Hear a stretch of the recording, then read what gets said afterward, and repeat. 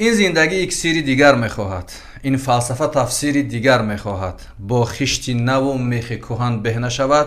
این خانه که تعمیر دیگر میخواهد. با نام یاد خدای مهربان سلام. برنامه نوبت کتابخانه است و مهمون امروزه در برنامه جامی به برنامه خوش آمدید. امیدوارم خوب هستید، سلامت هستید. در کشور نوبسته از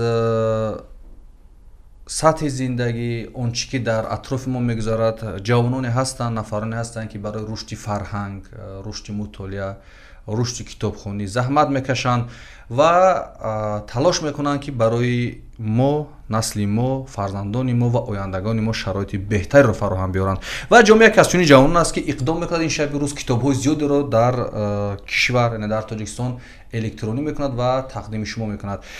جامعه سرا بگوید که چرا با این کار دست زدید و چی میخواهید از الکترونی کردن کتاب ها؟ سرا درود عرض میکنم با شما و تماشاگران برنامه کتابخوان. باید قید کنم که امروز همین برنامه شما بسیار ضروری است، در کاری است، در برابر اونه که همون یوتیوب رو اینقدر چیزهای به معنی فرا گرفته است. به عزت نفس آنها نرسم، البته پیش از آنها حضور میخوام، اما این حقیقت است و همین بودن برنامه شما و کار ما این حتمی است. این کار شما رو شما در یوتیوب میکنید، ما در فیسبوک. و سبب این یک سبب است. دیگر سببش این که وقتی که من به همین وظیفه تعیین شدم، یعنی مدیر شعبه الکترونیک کتابخانه شهری به نام استاد قاسم داوودی، و اگر تاریخچه‌اش رو نقل کنیم، همین است که یک ماه از ایفای وظیفه سپری شد و ماه دوم رفتن گرفت که من دیدم که همون تشریف خواننده ها به کتابخانه کمتر است، انگشت‌شمار است. این نمیدونم سبب در چی بود و من همین اقدام گرفتم که من باید نزد خواننده روم و همین کتابخانه مجازی رو تشکیل کردم. طریق تلفن، طریق تکنولوژی رو درست و ثمرناک و مقصدناک و هدفناک استفاده برده وارد ذهنی خواننده گردیدم و چون که میبینید نتیجه خوب داد، مردم خوب استقبال کرد. دلیل دیگرش اینه که همین دعوت من به اینجا همین گواهیان است که این تاثیر رسانده است البته. و دیگر اینکه تمامی همین هر جا که من نشستم میگفتن که فیسبوک بچه‌م ویران کرد، اویلم ویران کرد، خونم به خونه کرد، بچه‌م هر راه و واسطه از برکت ها بود، هر جا بود همین اینترنت کرد، فقط همین نه زدن اینترنت. و من اندیشه کردم که نخود که همین یگون جنبه مثبت نداشته باشد و فکر کردم که مدام که اگر یک کس سوخته باشد با یک کس دیگر رو بسازد و همین طورم شد. همین گروهی شعبه الکترونیک کتابخانه ابوالقاسم داوودی رو در درون فیسبوک جا کردم، یعنی شعبه ام رو در فیسبوک سامانه‌ای کردم و امروز هر نفری که اگر میخواهد که در استرالیا قرار دارد یا در امریکا قرار دارد یا در یگون گوشه و کنار تاجیکستان قرار دارد که به ما دسترسی ندارد، میتواند که همین سامانه‌ای شود که بسنده است که یعنی سامانه‌ای شود، یا فیسبوک میکشاید یا تلگرام میکشاید یا واتساپ میکشاید. در حجم چند ثانیه ما دلخواه کتاب آنها رو پیدا و دسترس میگردانیم. تا به امروز چقدر کتاب رو در این کتابخانه الکترونیک جمع کرده تقریبا؟ و تاریخ جمع آوری کتاب ها نیز یک تاریخ خود را دارد البته. و وقتی که یک مؤلف کتاب چاپ میکند، چی تازه نشر یا چی قبل چاپ کرده باشد، من اول با مؤلف زنگ میزنم، اگر در قید حیات باشد پیدایش میکنم، میپرسم که وریانت الکترونیش اگر باشد با من دسترس کن تا من همون دستگاه هم رو بیهوده وای نکنم، سرگردان نکنم، به قول ناراحت نکنم. اگر که گوید که ندارم و یگان مشکل است برای من یا گم کردم، بعد من همون دستگاه رو به کار بردم، همون رو شکلی PDF میکنم به مردم پیشنهاد میکنم. تا حال زیاده در فوند الکترونی ما زیاده از 100,000 ادبیات‌های بدیهی و علمی موجود است. 100,000 ادبیات؟ بله، غیر از موادهای خرد. بگوییم همین брошюраҳо дигару дигар маводҳое ки شما چیز خوردن حجم مردم مقاله ها و بروشور ها یعنی شکل الکترونی میکنید؟ اگر درخواست شود برای چرا نکنیم؟ باید البته میکنیم. بعضی چیزهای خوردش رو با تلفن همیشه با تلفن میکنیم. برنامه‌ها هستن. شما این پخش یعنی تبلیغ این کتابخانه الکترونی اونایی که درخواست میکنن یگو مبلغ میسپرن شما کاملا رایگان قرار میدید؟ این یک دسترسی از اینترنت، دسترسی کتاب‌های الکترونی از اینترنت این چیزی نیست البته. این معمولی است همه میدونند، اما این شیوهی که ما کتاب رو تامین می‌کنیم یک شیوه نو است. یعنی وقتی که خواننده در فیسبوک کتاب درخواست میکنه ما رایگان یک ثانیه نگذاشته در شرح آن رو میگذاریم. یعنی همون سیلک آن رو میگذاریم، لینک آن رو اونجا در آمده است بارگیری کرده مطالعه میکنن. یعنی یگان پرداخت لازم نیست. نه این هم به اقتصادیات همون این یا آن اویله ما کمی هم باشد فایده میآوریم. این اقدامی رهبریت کتابخانه شهر لاهوتی است که من عملی کرده هستم و فرض مثال همین چند ماه همین زمستان بود یک خانم زنگ زد از استراوشان گفت ما در بالای کوه هستم امکانی پایان فرو آمدن و به کتابخانه رفتن نیست که در همین وقت‌های خارجی هم کتابخانه من دریافتم که شما فیسبوکی هستید واتساپ دارید تلگرام دارید چیکار کنیم که موبایل کنیم من گفتم شما نامه کتابا رو نویسید من پیدا می‌کنم در حجم همین نیم ساعت 12 یا 15 اگر خطا نکنم ادبیات رفت به اون کس و به همین طریق از امریکا درخواست میکنن تاجیکان فارزبانان با خط فارسی تاجیکی درخواست میکنن میگن ما در این یا اون مرکه نشستیم دسترسی نداریم میشود که به ما درخواست کنی ایصال کنی من که حالا مجرد هستم بیشتری وقتم رو به همین کار صرف میکنم تا یک بهبودی شود در کارم و دیگر اینکه اگر حاضرمند کیا درخواست میکنن چقدر درخواست اصلا چی کتابو رو درخواست میکنن اثرهای کی رو بیشتر از خارج درخواست میکنن با شما اصلا کتاب‌های همین استاد صدرالدین عینی لایق گلرخسار و باز بعد کتاب‌های ادبیات خارجی بیشتر درخواست میشود ما حد الامکان خواهش درخواست آنها رو سری وقت اجرا میکنیم هیچ گاه نشده است که ما آنها رو ناامید کرده باشیم هیچ نیروی مگر یک موادی 10 صفحه‌ای با آنها دسترس میکنیم میفرستید بحث هم بین نسل ما و نسل گذشته ها اوید خواندن کتاب‌های کاغذی و خواندن کتاب الکترونی هست شما که به این کار دست میزنید نظر خودتون چی است یعنی فکر می‌کنید اصلا بیشتر به کدومش ترجیح میدید و چرا فکر میکنید من همچون متخصص همین ساحه اندیشه در این برانم که اکنون نسل بعد شوروی که با کتاب رو به این شکل میخوان عادت کرده است با تکنولوژی با وریانت الکترونی تو عادت میکند که باز خیلی وقت در کار است اما نسل نوراست امروز دارد با وریانت الکترونی میل دارد چون خواننده هم کمی نازک گشته است امروز بتواند که اگر از همین جا مثال فرانسه را که باشد شرط نیست که این همین 4 کتاب بگیرد در همون فرودگاه تشخیص کنند شرط نیست لازم است که میتواند که همون در همون تلفن موبیلیش 10,000 کتاب رو جا کند گرفته برد تمام اون را کسی تفسیر کنه فقط تلفن رو میگیره میبرد همراهش ببینید وقتی که یک کتاب نسخه برداری میشد شاید چندی خطا دارد نسخه برداری میشد وقتی شما این کتاب ها رو مثلا الکترونی میکنید تشخیص میشوند یعنی شما میبینید که اگر جای خطا نرفته جمله خطا گذاشته باشد یعنی در رفت همون کپی کردن نسخه برداری یگام مشکلی با وجود آمده باشد این یگام شروع است یا که یگام نظارت میشود که فرد اون آدمی که میخواند کفالت داشته باشد که چیزی که موادی که کتابی که از شعبه شما میگیرد یا که از صفحه شما میگیرد قانونی است درست است و حقوقی مؤلف رعایت شده است و هیچ خطایی در اونجا نیست چون که در آغاز گفتم من از مؤلف میپرسم و مراجعت میکنم که اگر همین کتاب رو من الکترونیک کردنیم فرضاً و 10 صفحه‌اش نیست اگر کسی که مثال از من بهترش رو داشته باشد در کدام گوشه کشور باشد من اون رو پیدا میکنم ё ҳаққи таксиро медиҳам, рафта китобро меорад, ё наздик бошад худам меравам, ё ягон ҳамкурсам дар ин ё он ноҳия бошад, дархост мекунем ҳамонро ба ман бирасон. мисле ки як китоб аз мо дархост кардем ба шумо фиристодин, як ҷоми пур аз дард. чаро исрор мекард ки ин китоб электронӣ шавад? Чӣ мехостед аз ин китоб? Як хонанда бо номи Набиҷон Шарипов аз мо 15 май дархост карда буд ки ҳамин як ҷоми пур аз дарди устод Қурбони Собирро ба мо дастрас намо.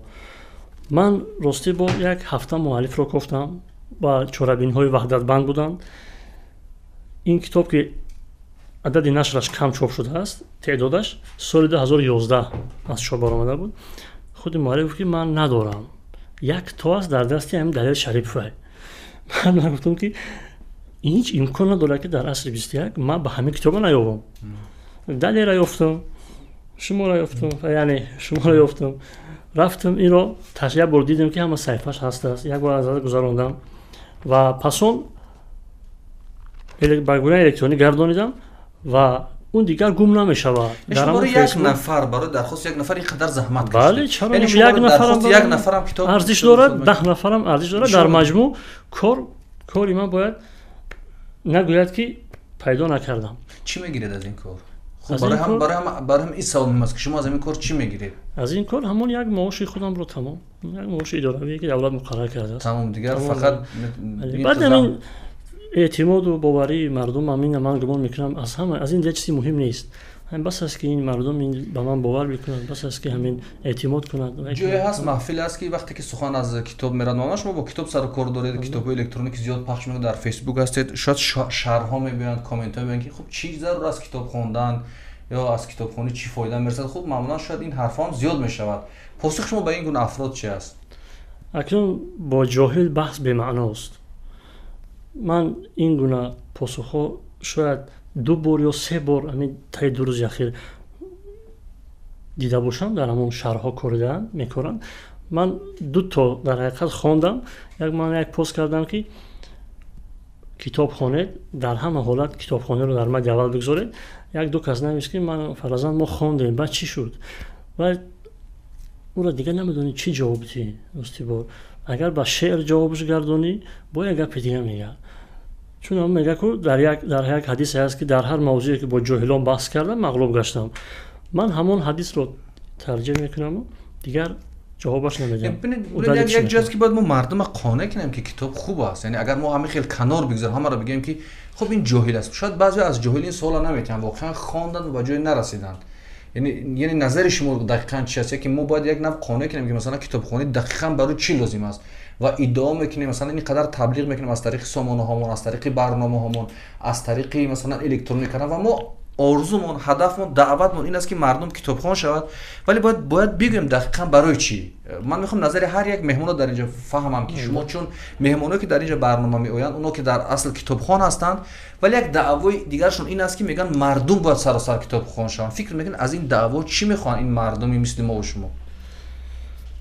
фуруғи коинот аз офтоб аст, фуруғи одамият аз китоб аст. Рустами Ваҳоб.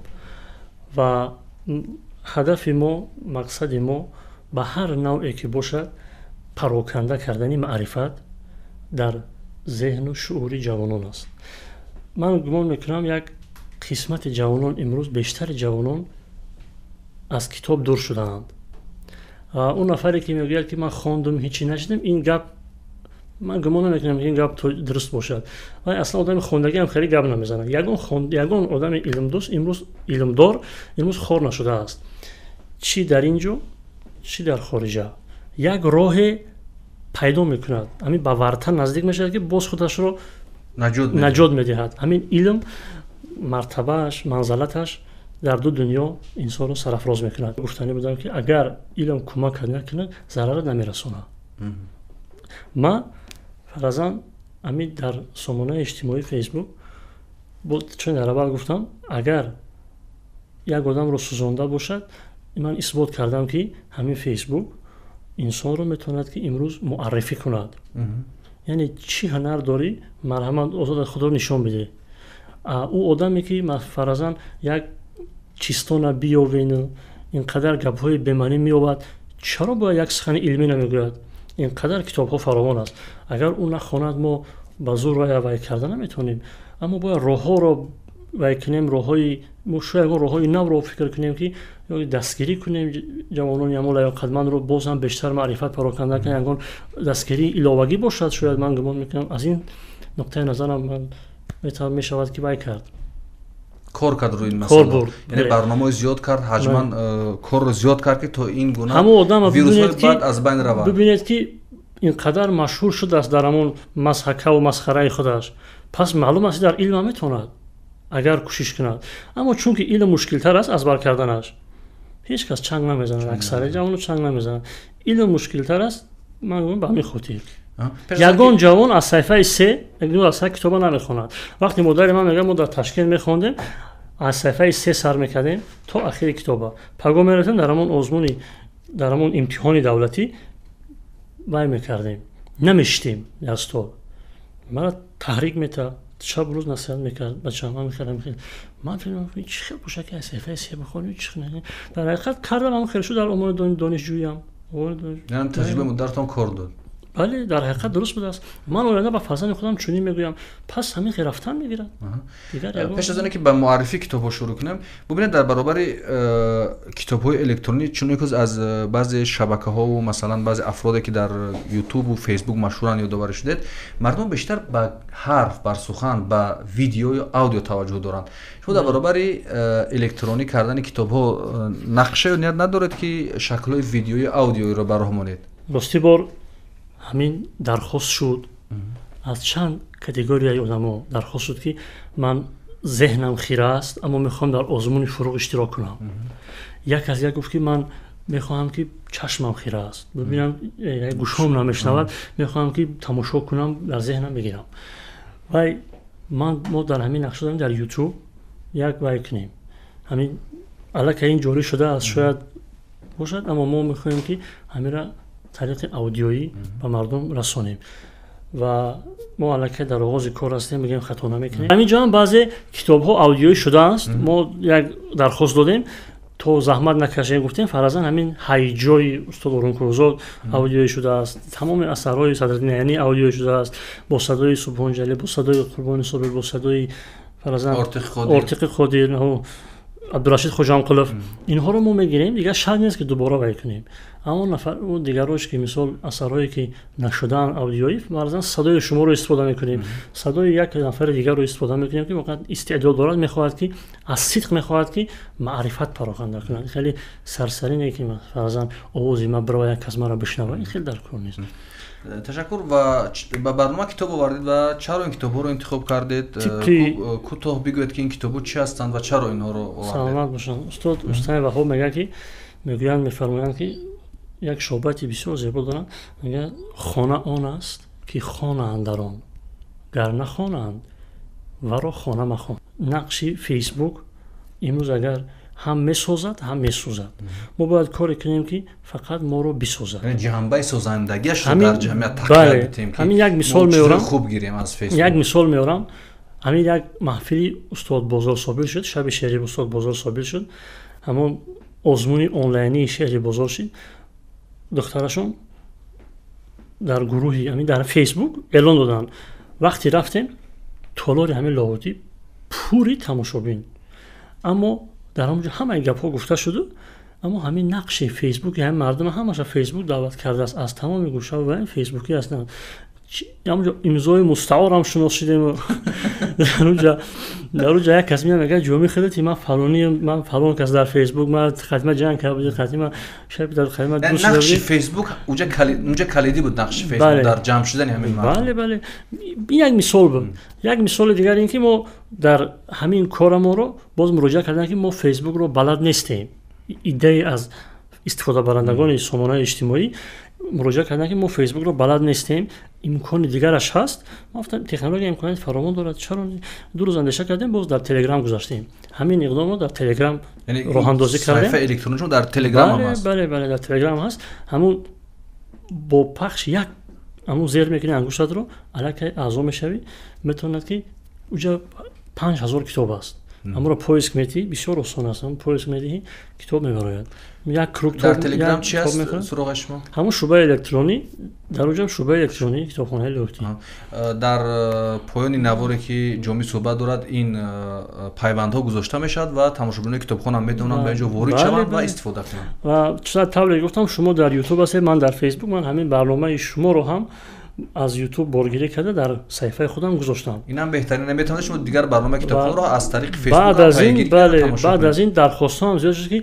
ҳамиро аз ҷо бигирем ман гуфтам бием ба идораи ман дар як флешка гирифта биёрем партон яъне ин хелам шумо метавонед хизмат кунед ба мардум бедиҳед инам бисёр кор хуб аст ҳамин агар ҳозир ман телефонамро рӯшан кунам интернетамро фаъол кунам дар ҳамин ҳузури ҳамин навор ҳамун паёмрасони хусусиям беист занг мезанад дархости ин дархости он ҳатто баъзеҳо мегӯянд ака ҳамин як ғазалро наёфтесем як калимаша мегӯянд ҳамин наёфтесем мегӯям ман меовам дар инсон ба ҳама ино шумо вақт мебудед посух медиҳед ман аз саҳар хеле кори ҷолиб ва заҳматталабам аст бале ҳамин чашмот андак хира мешавад аммо ба ҳар ҳол баъд хира мешавад ки ба як ҷомеа мерасед хизмат мешавад фейсбук имкон намедиҳад ки баъзе ҳамон маводҳое ки ҳаҷмаш калон фаразан 25 ё 30 мегабайт зиёд бошад фейсбук имкон намедиҳад ки онро пахш кунем аммо телеграм медиҳад телеграм чӣ қадар агар ҳаҷмаш калон бошад имкон ҳаст ки маводро роӣ кунӣ ҳатто мешавад ки як навори калонро роӣ равон кунӣ ва дигар ин ки мо илова бар гузашта аз ин агар хайр ки мо фақат китоб таблиғ ҳам намекунем дар баробари ин ягон маводи хуби илмӣ аст ягон суруде аст ки мисол ғазале ки як Олина Ҳошим хондааст ё ин он ҳунарманд хондааст ки аз классик аст аз муосир аст онро ҳамо таблиғ мекунем мебурем фаразан вайша мемонем хуби фарҳанги ҳам шумо ки дар хазинаи тилоӣ ҳаст шумо мефурӯшед 60 бор репост мешавад ҳатто 500 бор паделиса мешавад ин фаразан ҳамин аҳодиси набавие ки бо садои аз хазинаи тилоии радио бо садои устод Абдулқодир ва Мунираи Иноят пайдо кардем ҳамонро ҳам мегузорем ҳамон маърифат аст ба гуфтори тан ба дониш сиришта бояд кард арзан дил ба дониш фаришта бояд кард дар ҳамин озмуни фуруғи субҳи доноӣ дархостҳои хонандагон назар ба дигар мавридҳо бисёртар ба назар расиданд ҳатто рӯзе буд ки 200 китоб мо равон кардем ҳатто ба як нафар то 200 китоб фиристодем 200 китоб ирсол кардем ин фақат ба WhatsApp буд чунки мегам мо надорем нигар вай бале мо ба WhatsApp мехоҳем дастрасӣ дорем фақат ба WhatsApp шаб менависанд 12 шаб 1 шаб дархост мекунанд ман аз ҳамин ҷо гуфтанӣ ҳастам ки яъне маълум аст ки рӯ ба китоб андаке ҳам бошад бештар шудааст ба тибқи шарти барномаи шумо ки гуфте бояд 3 китоб муаррифӣ шавад ба ман ҳам ҳамин аслан китобҳо бисёр хондаму имрӯз ки вақт нест болои ҳамин 3 китоб қарор дорам андак фурсат шуд ҳаминҳоро бояд фарорам яъне ҷамъбаст кунам ва шурӯъ мекунем аз устод Али Муҳаммад Муродӣ устод Али Муҳаммад Муродӣ яке аз бисёр шоирони дардошуно бисёр шоирони ранги хаёл нафаре яке як шоирест ки гап надорад шеъраш воқеан ҳамаш саропо шеър аст як диду назари хос дорад ки ман вақте мехонам фикр мекунам ки ҳамин барои ман навиштааст ва агар лозим бошад агар хонед ягон шеър аз устод Муродӣ бисёр хуб мешавад устод Али Муҳаммад Муродӣ зиндагӣ бечоравор нола макун пеши зиндагӣ кон ҳеҷ вақт гӯш ба афғон намедиҳад чун шаҳсавор хезу ба зураш савор шав ин аспи маст тан ба заифон намедиҳад ёлаш ба дасту панҷаи мардӣ бигир сахт андар рикоби зарҳалини ӯ дарор пой гардон сараш ба ҷониби саҳрои орзу дилро бидор маҳкаму сар деҳ лаҷомро маъюс мабош зиндагиро хуш наояд ин ту мард бош зиндагӣ худ мардпарвар аст дилхун машав зи сарвати каргастабиятон зон фахр кун ки рӯзии уқоб камтар аст олӣ кимиёгар Пауло Коэльо тарҷумаи Афсар Сармад барои чӣ инро овардам ки ин бисёр хуб тарҷума шудааст барои ки ин китоб қаблан ҳам дар барои муаррифӣ шуда будам дар барномаи шумо рости ба хотир надорам اما از سببی که من این رو قریب جنبست کردم مطالعه‌اش رو، یکی اصلا همین زندگی نامه ها بسیار جالب است. من بیشتر زندگی نامه میخونم. زندگی نامه یا حیات یک است، بسیار جالب است، بسیار واقعی است و این اثر درباره یک چوپان بچه بحث می‌رود که فراگیری حیات یک چوپان بچه است که در نتیجه یک خواب دیده‌اش می‌خواهد که اما جانب اهرام‌های مصر رود و به آرزویش برسد و بالاخره به آرزویش میرسد و به در اساس یک زن و زنی ناگهان او را تصادفاً در گنج را برایش باز میکنند. و دیگر اینکه این اثر برای چه اینقدر مشهور است که با در 151 کشور دنیا با 83 زبان ترجمه شده است و همچون کتاب سیر ترجمه ترین در رکوردهای کتاب رکوردهای گینس شامل کرده شده است. کیمیاگر. من توصیه داشتم که این رو حتما کسی که نخوانده باشد بخواند و این دو کتاب رو ما از طریق فیسبوک مثل همین برنامه شما یک معلومات بیبلیوگرافی داده ایم. گونه الکترونی اینها گذاشته شده است. هم الکترونیشون هم خود کتابش در ما هست، میتونید که آماده استفاده برید. و دیگر این که رمان فرشته در دوزخ سجده میرزا، یکی از ژورنالیستان ورزیده و سرشناس کشور، ما هنوز خود بودیم این کس رو میشنیدیم، اما از جای در گو کم کم شعر هم می نویسند، اما این کتاب تازه نشر است. راستی بار از اون باز که همین کتاب نشر شد و از صفحه فیسبوک تبلیغ شد، زیاده از 50 نفر از من درخواست کردن که همین رو به من برسون. این دفترشون خوب است، این تعداد، این رقم در بله البته این از اون شهادت میدهد که بسیار یک نثری سبکی زیبا قطعی نوشته شده است، یک نثری معاصر و مؤثر. نه هر نسل مؤثر است. بله. وقتی که رو به دست میگیری نمیخواهی که به زمین بگذاری و از تبلیغ و تشویقش هم انسان شرم نمیدارد. اطراف یک دختره که یک تقدیری بدی پیشونه یک دختر، یک قهرمان رو اینجا آورده است، رمان که در 372 صفحه واقعا واقعی است. اینقدر همین فرشته عذاب میکشد که از جهلی پدر، از جاهلی پدر به یک کلانسال به شوهر داده می شود و این به افغانستان می افتد، در آنجا اینقدر عذاب ها می کشد. گذشتش بسیار یک پرماجرا است، بسیار عذاب کشیده است. در حقیقت من این کتاب رو به تمام جایزه ها ارزنده می دانم. بسیار یک سبکی عجیب قطعی نوشته شده است.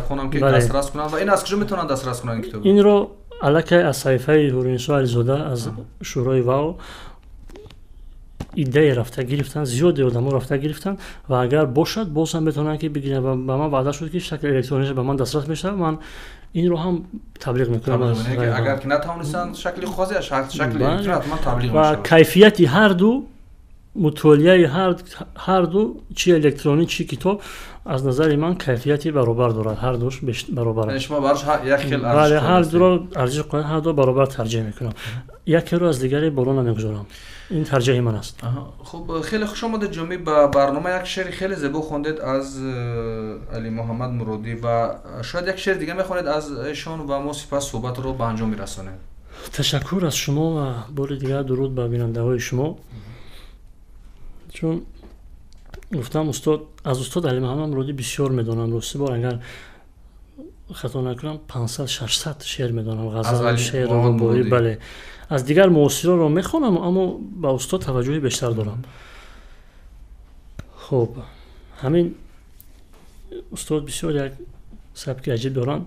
میگن که تا بکی پهلوی هم از هم جدا ناتوان ماننده انگشت باید بود. در جهان موش زوران موشت باید بود، موشت باید بود. سخت نامرد است خصم و حیله پرور، میزند از پوشت خنجر. همدیگر را پوشت باید بود، پوشت باید بود. نه به هر ضربه بباید مثل دف نالید، نه به هر آهنگ همچون پوپکی تنبور رقصید. نه به هر یک نغمه در ارغشت باید بود. مشت خور نه، مشت زور و مشت باید بود. мушт бояд буд. ҷомӣ ба барнома бори дигар хуш омадед. мо дар корҳои шумо, дар фаъолиятҳои шумо бурдборӣ мехоҳем ва бошад ки ҷавонони мисли шумо дар кишвар зиёд шаванд ва ҳарчи бештару бештар дар ин сарзамини аҷдодӣ китоб мутолиа хондан таблиғ шавад, чун бидуни огоҳӣ, бидуни хондан ва бидуни мутолиа мо ба ҷое намерасем ва пешрафти ин сарзамин, ободии ватан ҳам дар мутолиа мешавад, дар огоҳӣ мешавад ва дар хондан мешавад. Ман турна наям ки рӯзи сахтизи ватан бар хонаи гарми дигарон раҳ гирам, чун моҳӣ аз об бурун афтода якдам зи ватан дур шавам, мемирам. ин барномаи Китобхон буд. То барномаи оянда дар паноҳи Худо бошед. Худоёру мададгорад.